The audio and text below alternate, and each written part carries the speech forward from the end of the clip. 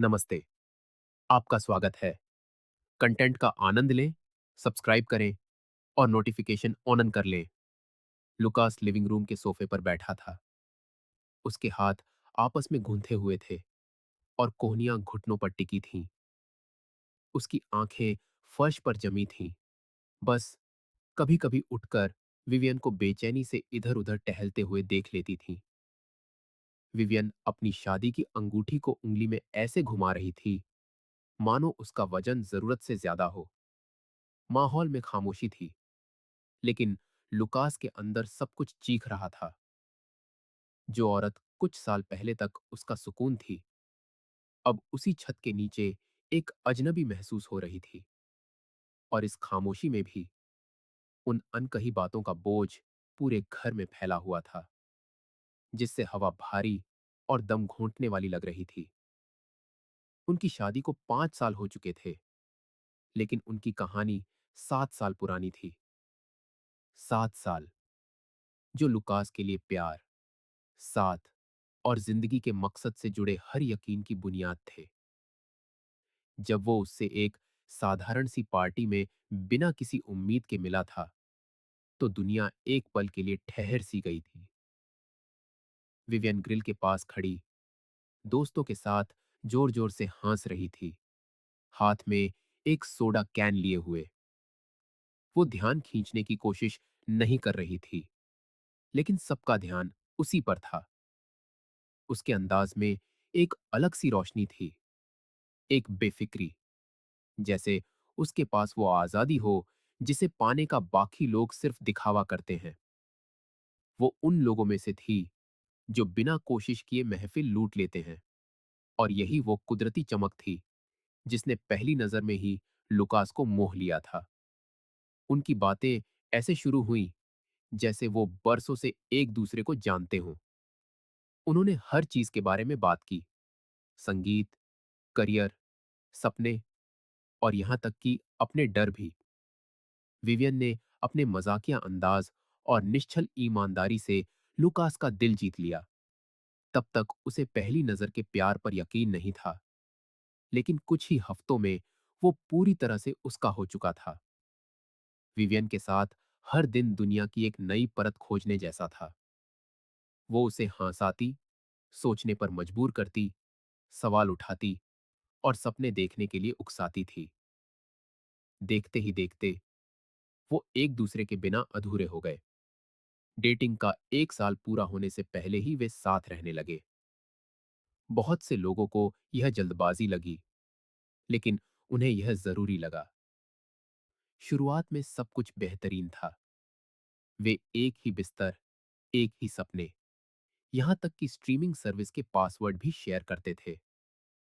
वे एक ही कंबल के नीचे शो देखते, रविवार को साथ में खाना बनाते और एक ऐसे भविष्य का सपना देखते जहां उनके अपने बच्चे हाथ में हाथ डाले आंगन में दौड़ रहे होंगे।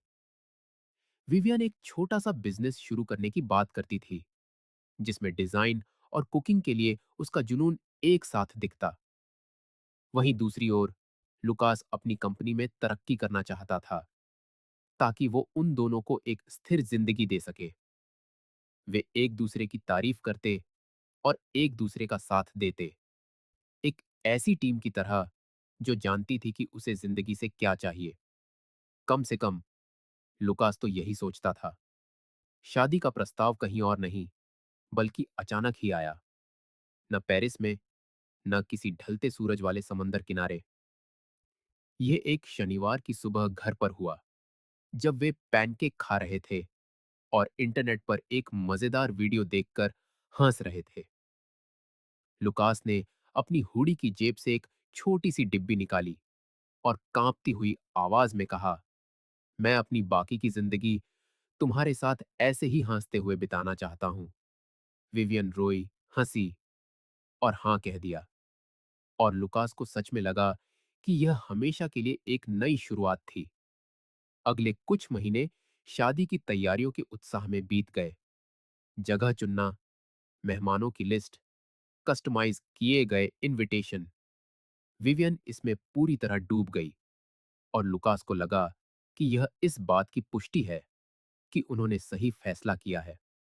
लेकिन तभी जश्न के उस दौर में दरारें दिखने लगीं, इतनी छोटी कि लुकास ने ज्यादा चिंता नहीं की, लेकिन इतनी बड़ी कि वे अदृश्य निशान छोड़ गई।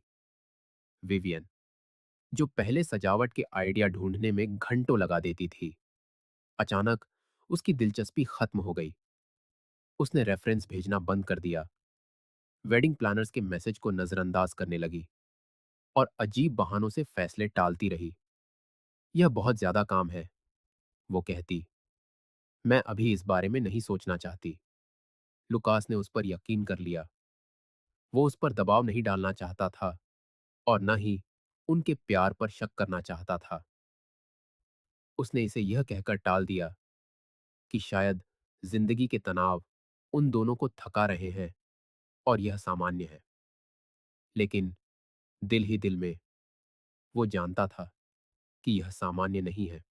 जो हो रहा था उसके बारे में बात करने के बजाय लुकास चुप रहा, इस उम्मीद में कि चीजें पहले जैसी हो जाएंगी। और विवियन अपनी ओर से और भी दूर होती जा रही थी, जैसे कोई दुकान की खिड़की से जिंदगी को देख रहा हो, जिसे छूने की कोई इच्छा ना हो। देर रात की बातें अब जम्हाइयों के बीच कहे गए कुछ बेतरतीब शब्दों में बदल गईं। हंसी कम हो गई, सेक्स दुर्लभ और मशीनी हो गया, जैसे कोई मजबूरी हो। और तब भी लुकास यही मानता रहा कि यह बस एक दौर और है, कि हर कपल इससे गुजरता है। उसे बचपन में सुनी सलाह याद आती, वो घिसी पिटी बातें कि प्यार हमेशा एक जैसा नहीं रहता, बल्कि यह एक रोज का चुनाव होता है। इसीलिए उसने हर एक दिन उसे चुना। उसने विवियन से प्यार करना चुना, तब भी जब वो प्यार नहीं लौटा रही थी। उसने उस रिश्ते के लिए लड़ना चुना जो उन्होंने बनाया था। उसने यह मानना चुना कि अभी सबसे अच्छा होना बाकी है। लेकिन सच तो यह था कि इस अनजाने में लुकास एक ऐसी चीज को जिंदा रखने की कोशिश कर रहा था जो पहले ही मर रही थी, और यह कोशिश वो अकेले कर रहा था। उसने ध्यान देना शुरू किया कि वो फोन पर ज्यादा वक्त बिताने लगी थी, लेकिन उसने ज्यादा ध्यान नहीं दिया। आखिरकार आजकल ऐसा कौन नहीं करता। कभी कभी वो स्क्रीन को देखकर मुस्कुराती और झट से मुंह फेर लेती ताकि वो देख ना पाए। दूसरी बार वो किसी जरूरी काम का बहाना बनाकर निकलती और घंटों बाद ऐसे बहानों के साथ लौटती जिनका कोई मतलब नहीं बनता था। लेकिन लुकास इनकार में जकड़ा हुआ यही सोचना पसंद करता कि यह सब उनकी व्यस्त जिंदगी की वजह से है, न कि दूर जाने का कोई सोचा समझा फैसला। क्योंकि दूसरे विकल्प को स्वीकार करने का मतलब होता ये मान लेना कि उनकी शादी एक धागे से लटकी हुई है, और वो इसके लिए तैयार नहीं था। लुकास को सबसे ज्यादा तकलीफ इस बात की नहीं थी कि उसे धोखा दिया जा रहा है, बल्कि इस बात की थी कि वो चाहे कितनी भी कोशिश कर ले, वो अब उस तक पहुंच ही नहीं पा रहा था। विवियन उस औरत की परछाई बनकर रह गई थी जो वो कभी हुआ करती थी, और वो यही सोचता रहता कि क्या उसने कुछ गलत किया है। क्या वो एक पति के तौर पर नाकाम हो गया था, या शायद वो अब दिलचस्प, जरूरी या उसके साथ नहीं रहा। इस तरह का शक आपको अंदर से धीरे धीरे खा जाता है, जब तक कि आपका वजूद ही बिखरने न लगे। उसे अब भी याद था जब विवियन आंखों से मुस्कुराती थी, जब वो कहती थी कि उसकी बाहों में उसे महफूज महसूस होता है। अब बस लंबी खामोशियां और खाली निगाहें बची थीं। फिर भी लुकास उस सोफे पर बैठा रहा, यह समझने की कोशिश करता रहा कि कैसे वो धड़कता हुआ प्यार एक बेरंग आदत में बदल गया। और उस पल उस औरत को देखते हुए, जो शायद यह भी तय नहीं कर पा रही थी कि वो उसकी पत्नी बने रहना चाहती भी है या नहीं, लुकास को यकीन हो गया कि कुछ बहुत ज्यादा गलत है। उसे बस यह नहीं पता था कि हालात कितने बुरे हैं। यह एक ऐसी ही आम रात थी जब पुराने दोस्तों की एक महफिल के दौरान लुकास की दुनिया बिखरनी शुरू हो गई और उसे अंदाजा भी नहीं था कि उस रात वो एक ऐसा जख्म लेकर लौटेगा जो कभी पूरी तरह से नहीं भरेगा। जेरेमी, उनके सबसे पुराने दोस्तों में से एक, का घर ऊंची आवाजों, हंसी के ठहाकों और हर बात बेबात पर उठाए जा रहे गिलासों से गूंज रहा था। यह एक ऐसी महफिल थी जो लुकास को हमेशा पसंद आती थी। साधारण, बिना किसी दिखावे के, बस कुछ लोग जिनकी वो परवाह करता था जिंदगी के बारे में ऐसे बात कर रहे थे जैसे वक़्त की कोई सीमा ही ना हो। विवियन उस रात बहुत खूबसूरत लग रही थी। उसने एक सादी सी काली ड्रेस पहनी थी, बाल खुले थे और वो कुछ समय से ज्यादा हल्की-फुल्की लग रही थी। लुकास ने खुद को यह सोचने की इजाजत भी दे दी कि शायद वो पहले जैसी हो रही है। वो इस पर यकीन करना चाहता था। रात के खाने के बाद किसी ने सवाल जवाब का एक खेल खेलने का सुझाव दिया। वही बचकाना खेल जो वे कॉलेज के दिनों से खेलते आ रहे थे। हर कोई एक कटोरे से कागज की पर्ची निकालता, सवाल जोर से पढ़ता और फिर ईमानदारी से जवाब देता। लोग शर्मिंदा करने वाले सवालों, पुरानी कहानियों और अजीब इकबालनामों पर हंस रहे थे। माहौल बहुत हल्का था। किसी ने उम्मीद नहीं की थी कि एक अकेला वाक्य सब कुछ बदल कर रख देगा। जब विवियन की बारी आई तो उसने एक पर्ची निकाली, उसे चुपचाप पढ़ा और हल्की सी मुस्कान दी। सवाल था, अगर तुम्हें अपना कोई पुराना रिश्ता फिर से जीने का मौका मिले तो वो कौन सा होगा और क्यों? एक पल के लिए वो जम सी गई।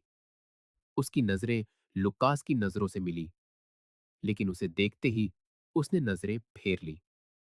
फिर घबराई हुई हंसी के साथ, जैसे वो कुछ जाहिर नहीं करना चाहती हो, उसने कहा, शायद वो डैरेन होगा, मेरा कॉलेज वाला एक्स। उस एक वाक्य ने कमरे में एक बम की तरह धमाका कर दिया। कुछ लोगों की हल्की हंसी सेकंडों में गायब हो गई। एक अजीब सी खामोशी फैल गई, जैसे हर कोई इंतजार कर रहा हो कि वो कहेगी कि वो मजाक कर रही थी। लेकिन उसने ऐसा नहीं किया। लुकास वहीं जम गया। उसे लगा जैसे एक पल के लिए उसका दिल धड़कना बंद हो गया हो। डैरेन, यह नाम दूर से गूंजा, लेकिन एक कड़वे स्वाद के साथ। वो जानता था कि डैरेन कौन है, जाहिर है। विवियन ने सालों में कुछ बार उसका जिक्र किया था, हमेशा थोड़ी नफरत के साथ या एक ऐसे उदाहरण के तौर पर जिससे वो दोबारा नहीं गुजरना चाहती थी। उसने मुझे धोखा दिया था, मेरा मजाक बनाया था। मैं कभी ऐसे इंसान को अपने पास नहीं चाहती, उसने कहा था। और अब उनके दोस्तों के सामने वो मान रही थी कि वो उस रिश्ते को फिर से जीना चाहेगी। वही रिश्ता, सच में। उसे एहसास हुआ कि माहौल बदल गया है, शायद उसकी उम्मीद से ज्यादा तेजी से। उसने घबराकर हंसने की कोशिश की और फिर कहा, दोस्तों, शांत हो जाओ। ये सिर्फ और एक खेल है। इसे इतनी गंभीरता से मत लो। यह बस एक पुरानी याद थी। इसका कोई मतलब नहीं है। लेकिन शब्द कहे जा चुके थे और एक बार कहे गए शब्द वापस नहीं जाते। लुकास उसे देखता रहा, लेकिन इस बार समझने की कोशिश करने वाली नजर से नहीं। यह उस इंसान की नजर थी जिसे अभी अभी पता चला हो कि वो किसी ऐसे के साथ सो रहा था जो अतीत में झांकता रहता था। घर लौटते वक्त कार पहले से कहीं ज्यादा छोटी लग रही थी। विवियन ने जेरेमी की किसी बात पर टिप्पणी करके चुप्पी तोड़ने की कोशिश की, जैसे वो रात को उस मोड़ पर वापस ले जा सकती हो जहां सब कुछ गलत होने से पहले था। लेकिन लुकास ने कोई जवाब नहीं दिया। उसने अपनी आंखें सड़क पर और हाथ स्टीयरिंग व्हील पर कसकर जमाए रखे। इस बार उनके बीच की खामोशी अलग थी, भारी, घनी। विवियन ने यह महसूस किया, जाहिर है, लेकिन उसने कुछ कहा नहीं। शायद उसने सोचा कि इसे वक्त पर छोड़ देना बेहतर है। शायद उसने सोचा कि वो समय के साथ भूल जाएगा, लेकिन वो नहीं भूला। घर पहुंचकर लुकास ने दरवाजा बंद किया, चाबियां टांगी और उसकी तरफ मुड़ा। आखिरकार खामोशी टूटी। तुमने ऐसा क्यों कहा? विवेन ने अपने झुमके उतारना बंद कर दिया। वो एक पल के लिए रुक गई, जैसे बोलने से पहले अपने शब्द ध्यान से चुन रही हो। बेबी, वो बस एक मजाक था। तुम जानते हो ये खेल कैसे होते हैं। लोग कुछ भी बोल देते हैं, लेकिन तुमने कुछ भी नहीं कहा। उसने बीच में ही उसे टोक दिया, धीरे लेकिन मजबूती से। तुमने डैरेन का नाम लिया, इतने लोगों में से उसी का। तुम जानती हो कि इससे कितनी तकलीफ होती है। विवियन ने झुंझलाकर एक सांस छोड़ी। उसने अपनी बाहें बांध लीं और कहा, मैं बस ईमानदार थी। इसका मतलब यह नहीं है कि मेरे दिल में अब भी उसके लिए कुछ है। वो बस एक याद थी, एक नाम जो उस वक्त मेरे दिमाग में आ गया।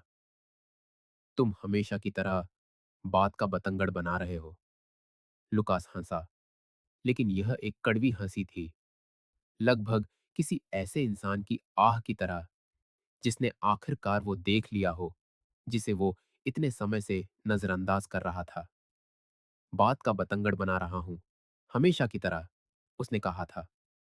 लेकिन वो नहीं बना रहा था। वो आखिरकार उस औरत का असली चेहरा देख रहा था। और उस लिविंग रूम में लैंप की तेज रोशनी के नीचे उसने एक ऐसे इंसान को देखा जो उसे प्यार करने का दावा करने वाले को चोट पहुंचाने से पहले 2 बार भी नहीं सोचती थी। आने वाले दिनों में लुकास ने शांत रहने की कोशिश की, लेकिन विवियन की कही बात उसके दिमाग में गूंजती रही। उसने खुद को काम में, घर के कामों में डुबोने की कोशिश की, लेकिन जैसे ही कोई शांत पल आता, वो तस्वीर वापस आ जाती। विवियन, हंसते हुए, यह स्वीकार करते हुए कि वो किसी ऐसे के साथ रिश्ता फिर से जीना चाहेगी जिसने उसे धोखा दिया था, जिसने उसे दुख दिया था। और वो खुद से यह पूछना बंद नहीं कर सका कि क्यों। वो अब भी उसके बारे में क्यों सोच रही थी। वो याद दफन क्यों नहीं हो गई थी जैसा उसने सोचा था। और सबसे बढ़कर, जब उससे उस प्यार के बारे में पूछा गया जिसे वो फिर से जीना चाहेगी, तो उसने उसके लुकास के बारे में क्यों नहीं सोचा। उसने छोटी छोटी बातों पर ध्यान देना शुरू कर दिया। उन पलों पर जब वो अपने फोन को देखकर मुस्कुराती और जल्दी से छिपा लेती। उन मौकों पर जब वो कहती कि वो एक दोस्त से मिलने जा रही है, लेकिन घर लौटते वक्त उससे मर्दों के कोलोन की महक आती। और उन लगातार कमजोर होते बहानों पर। यह ऐसा था जैसे उस बेवकूफी भरे खेल ने एक दरवाजा खोल दिया हो जिसे वो बंद रखने की कोशिश करती थी। और अब वो दरवाजा पूरी तरह से खुला था। लुकास अब ठीक से सो नहीं पा रहा था। वो बिस्तर पर उसके बगल में लेटा रहता, लेकिन अकेला महसूस करता। रात दर रात ख्याल हावी हो जाते। यह कहानी का वो मोड़ था जहां प्यार की जगह दर्द से भी ज्यादा मजबूत किसी चीज ने लेना शुरू कर दिया था। इस बात का यकीन कि इस सब में और भी बहुत कुछ है, कुछ ऐसा जो वो अभी तक नहीं जानता था, लेकिन जल्द ही जानने वाला था। लुकास किचन की मेज पर बैठा कॉफी के कप को घूर रहा था जो उसकी उंगलियों के बीच ठंडा हो रहा था। दीवार पर लगी घड़ी बता रही थी कि सुबह के लगभग 2 बज चुके हैं, लेकिन उसे वक्त गुजरने का एहसास भी नहीं हो रहा था। अपार्टमेंट में खामोशी थी, लेकिन यह सुकून भरी खामोशी नहीं थी। यह एक ऐसी खाली जगह थी जिसमें सवाल किसी टिक टिक करते टाइम बम की तरह गूंज रहे थे। वो जेरेमी के घर वाली रात को बार बार अपने दिमाग में दोहरा रहा था। तब से वो हर उस छोटे संकेत पर ध्यान दे रहा था जिसे वो पहले नजरअंदाज कर देता था। विवियन के व्यवहार में छोटे छोटे बदलाव, वो बहाने जो ईंटों की तरह जमा होकर उनके बीच एक अदृश्य दीवार बना रहे थे। और अब पहले से कहीं ज्यादा उसे जवाब चाहिए थे। विवियन अभी तक घर नहीं आई थी। जो बात पहले कभी कभार होती थी, वो अब आदत बनती जा रही थी। पहले वो छोटी-मोटी मुलाकातें होती थीं, जो उम्मीद से ज़्यादा लंबी खिंच जाती थीं। फिर अचानक से बनने वाले प्लान। अब तो वो सफाई देने की ज़हमत भी नहीं उठाती थी। मैं लड़कियों के साथ बाहर जा रही हूँ, वो कहती। लेकिन लुकास को अब उस पर यकीन नहीं था। कुछ तो गलत था और वो जानता था कि इसे नजरअंदाज करने से दर्द और लंबा खींचेगा। उसने मेज पर रखे अपने फोन को देखा, एक पल के लिए झिझका, फिर उसे उठा लिया।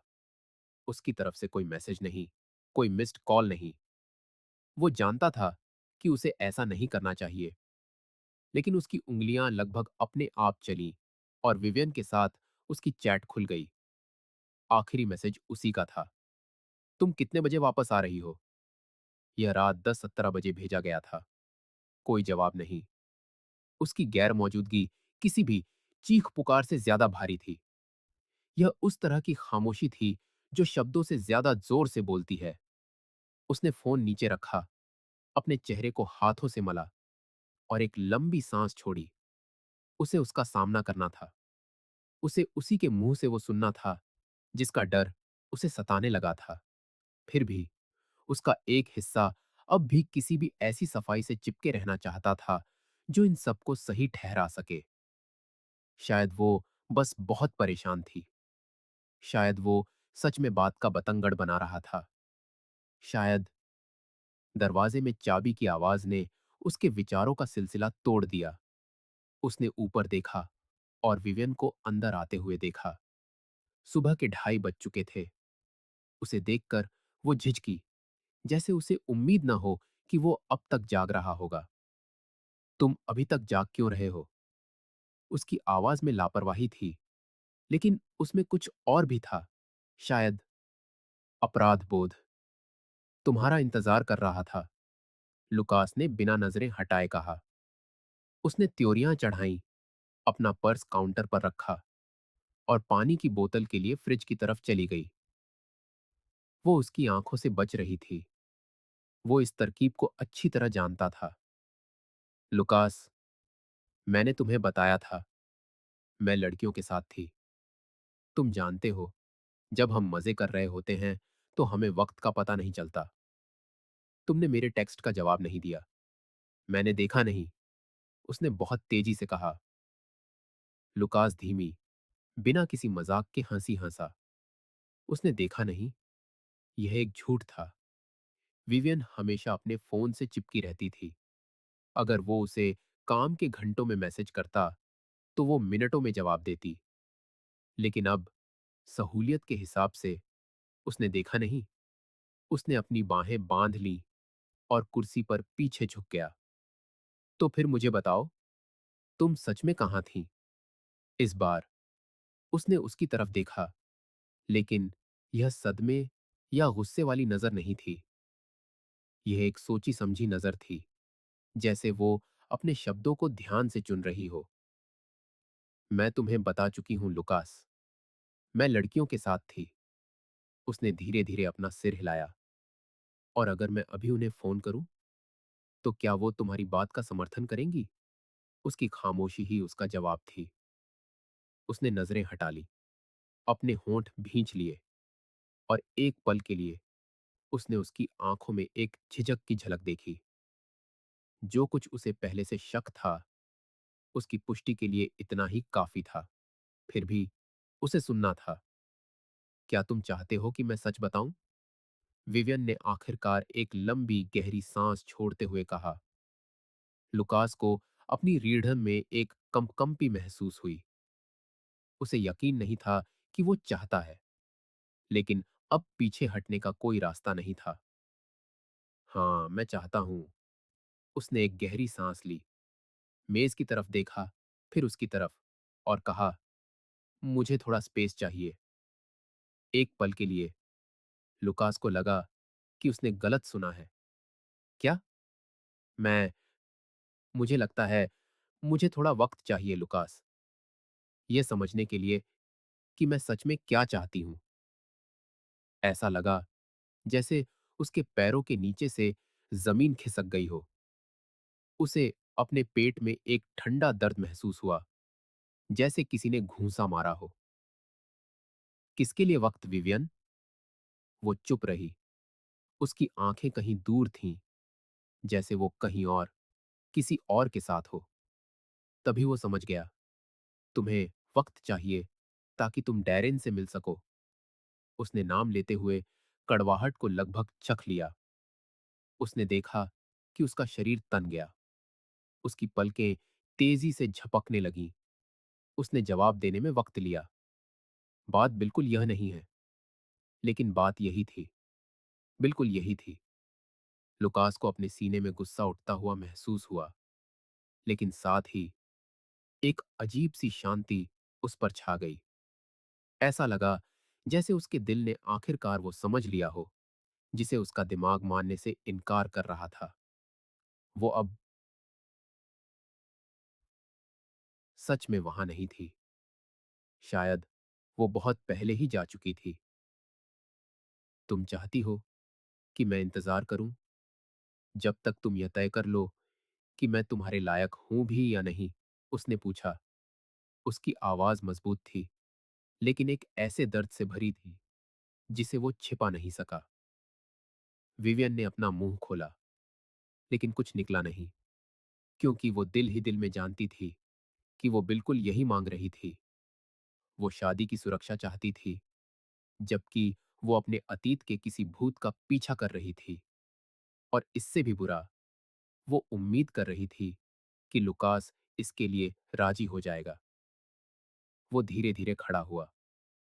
उसका शरीर भारी महसूस हो रहा था, जैसे हर कोशिका यह मानने से इनकार कर रही हो कि क्या हो रहा है। उसने एक आखिरी बार उसकी तरफ देखा, और बहुत लंबे समय बाद पहली बार उसे प्यार महसूस नहीं हुआ। उसे तरस आया। तुम अपना फैसला पहले ही कर चुकी हो विवियन। इसके साथ ही वो मुड़ा और कमरे से बाहर चला गया। पीछे न सिर्फ वो बातचीत छोड़ गया, बल्कि वो सब कुछ जो उसने कभी सोचा था कि उनके बीच था। लुकास बेडरूम की तरफ जाने वाले गलियारे में चल पड़ा।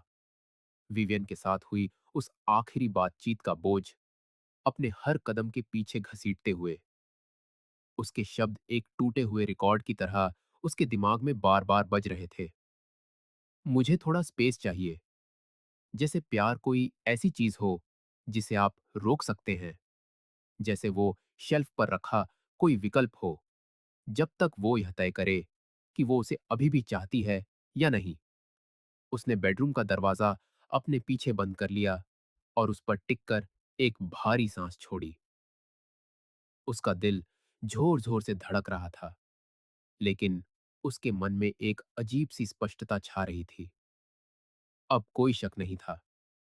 इनकार के लिए कोई जगह नहीं थी। विवियन ने अपना फैसला पहले ही कर लिया था, भले ही उसने शब्दों में न कहा हो। उसकी खामोशी किसी भी सफाई से ज्यादा जोर से बोल रही थी। और अब क्या? आप क्या करते हैं जब आपको एहसास होता है कि आपने जो कुछ भी बनाया है वो आपकी आंखों के सामने ढह रहा है? उसने कमरे में चारों ओर देखा। यह वही जगह थी जहां उन्होंने कितनी ही रातें साथ बिताई थीं, अंधेरे में राज फुसफुसाए थे, एक ऐसे भविष्य के लिए योजनाएं बनाई थीं जो अब एक झूठ लग रहा था। तकिए पर अब भी उसकी महक थी। नाइट स्टैंड पर उसकी अधूरी किताब रखी थी, मगर फिर भी अब सब कुछ बदला बदला सा लग रहा था, कम हकीकी, जैसे ये वो घर था ही नहीं जिसे वो अपना कहता था। ल्यूकस बिस्तर के किनारे पर बैठ गया और अपने हाथों को चेहरे पर फेरने लगा। उसे सबसे ज्यादा तकलीफ इस बात की नहीं थी कि विवियन शायद उसे धोखा दे रही है, या वो डैरेन के साथ अपने रिश्ते को फिर से एक मौका देना चाहती है। उसे तो ये बात अंदर ही अंदर खाए जा रही थी कि अगर उसने कहा होता तो वो इंतजार करता। अगर वो वापस आने का वादा करती तो वो उसका इंतजार जरूर करता। और ये सोच उसे खुद से घिन दिला रही थी, क्योंकि वो जानता था कि उसे ऐसा नहीं करना चाहिए। वो जानता था कि किसी को भी इस तरह की हालत में रखना सही नहीं है। तभी उसे हॉल में विवियन के कदमों की आहट सुनाई दी। वो एक पल के लिए हिचकिचाई, फिर दरवाजे पर एक हल्की सी दस्तक दी, जैसे वो अपने ही फैसले से डर रही हो। ल्यूकस, क्या हम बात कर सकते हैं? उसने तुरंत कोई जवाब नहीं दिया। वो बस खाली जगह में घूरता रहा। उसके दिमाग में वो सारी बातें घूम रही थीं जो वो कह सकता था। आखिरकार उसने बस एक गहरी सांस ली और कहा, अंदर आ जाओ। उसने धीरे से दरवाजा खोला, जैसे किसी अनजान जगह पर कदम रख रही हो। उसका चेहरा अब अलग था। कुछ मिनट पहले वाला आत्मविश्वास गायब हो चुका था। वो थकी हुई, उलझी हुई और शायद थोड़ी पछतावे में भी लग रही थी। लेकिन ल्यूकस को अब यकीन नहीं था कि वो उसके किसी भी हाव भाव पर भरोसा कर सकता है या नहीं। विवियन बिस्तर के पास आकर रुक गई। उसने अपनी बाहें बांध ली, पहले नीचे देखा, फिर उसकी तरफ। मैं तुम्हें कभी दुख नहीं पहुंचाना चाहती थी। ल्यूकस एक फीकी, उदास हंसी हंसा। लेकिन पहुंचाया तो है। उसने एक पल के लिए अपनी आंखें बंद की, एक गहरी सांस ली, जैसे खुद को संभालने की कोशिश कर रही हो। मैं बस मैं बस ये जानना चाहती हूं कि ये जो शक मेरे मन में है, वो बस कुछ वक्त के लिए है या ये कुछ बड़ा है। ल्यूकस आगे की ओर झुका, अपनी कोहनियां घुटनों पर टिका दी और उसे एक ऐसी नजर से देखा जिसमें अब न तो कोई मिन्नत थी और न ही गुस्सा, बस एक कड़वी हताशा थी। तुम्हें कोई शक नहीं है विवियन। तुम बस ये देखना चाहती हो कि डैरेन अब भी तुम्हारी परवाह करता है या नहीं। उसकी आंखें हैरानी से बड़ी हो गईं। वो चौंक गई थी कि उसने इतनी सीधी बात कैसे कह दी। ऐसा नहीं, ऐसा ही है। ल्यूकस ने इस बार ज्यादा यकीन के साथ उसकी बात काटी। अगर ऐसा नहीं होता तो तुम मुझसे वक्त नहीं मांगती, तुम देर रात बाहर नहीं जाती, मेरे मैसेज को नजरअंदाज नहीं करती, तुम इस वक्त यहां खड़ी होकर एक ऐसी बात को सही ठहराने की कोशिश नहीं कर रही होती जो किसी भी तरह से सही नहीं है। उनके बीच एक भारी, बेचैन कर देने वाली खामोशी छा गई। विवियन ने अपना निचला होंठ दांतों तले दबा लिया और ऐसा लगा जैसे वो उसकी आंखों में कुछ ढूंढ रही हो। लेकिन ल्यूकस अब वहां था ही नहीं। वो आदमी जो इस शादी को बचाने के लिए कुछ भी कर गुजरता, उसी के आंखों के सामने गायब हो रहा था।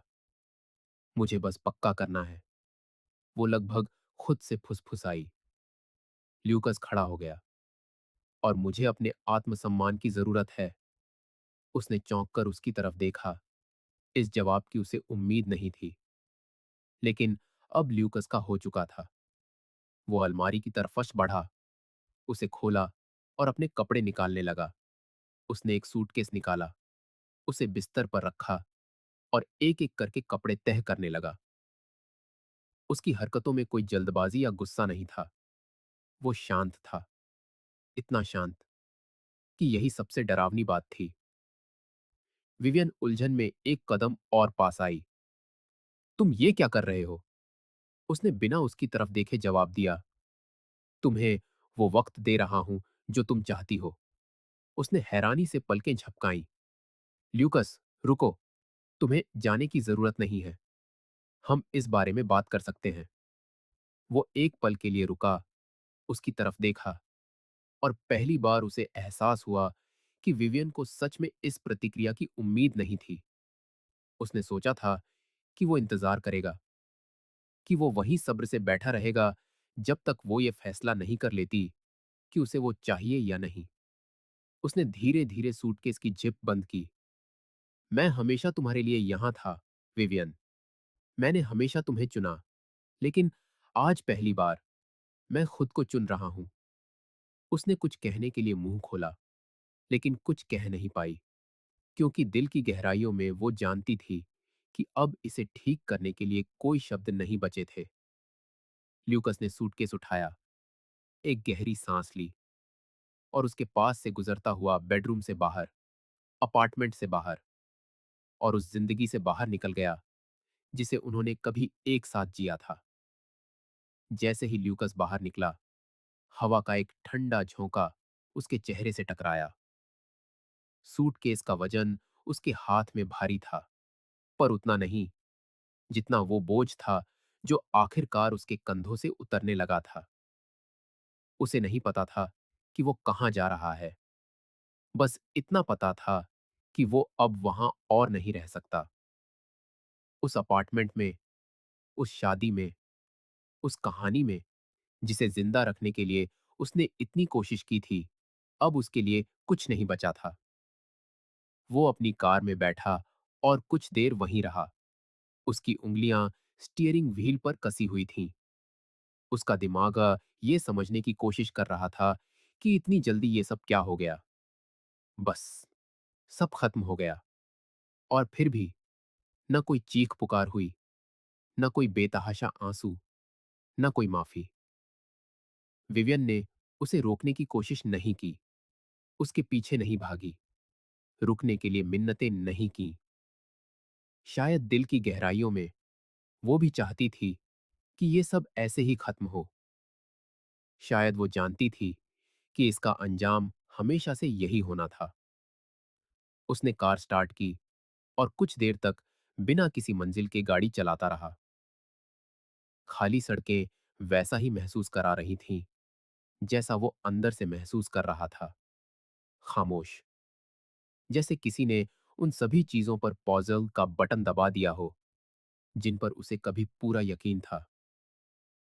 उसने एक अनजान होटल की पार्किंग में गाड़ी रोकी और बिना कुछ सोचे समझे अंदर चला गया। उसने एक कमरा लिया, ऊपर गया, अपना सूटकेस फर्श पर पटक दिया और बिस्तर पर लेटकर छत को घूरने लगा। उसे नींद नहीं आ रही थी। आती भी कैसे? उसका दिमाग यादों, आवाजों और उन सवालों के बवंडर में घिरा था जिनका कोई जवाब नहीं था। आधी रात में उसने आदत से मजबूर होकर अपना फोन उठाया और विवियन के साथ अपनी चैट खोली। उसका नाम अब भी उसकी चैट लिस्ट में सबसे ऊपर था। वो कुछ लिख सकता था, पूछ सकता था कि क्या वो ठीक है, लेकिन क्यों? उससे क्या हासिल होता? उसका स्वाभिमान उसे वापस जाने नहीं देता। फिर भी उसका दिल अभी भी समझने के लिए तड़प रहा था।